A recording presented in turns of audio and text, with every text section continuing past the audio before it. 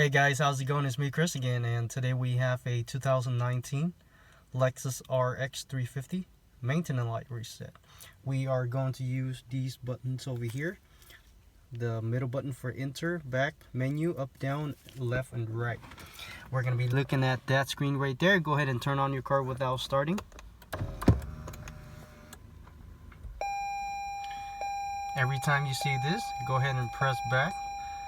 Now use the arrow left or right to go find your page, which is here.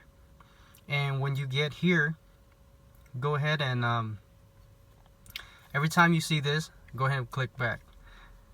When you get here, go ahead and enter the vehicle setting. Scroll down to schedule maintenance. Scroll up to yes, enter on that. Now you have to go back and you also have to reset the oil maintenance. Enter on that. Scroll up to yes, enter on that.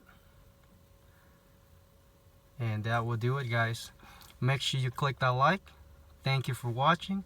I'll see you next time. Bye bye.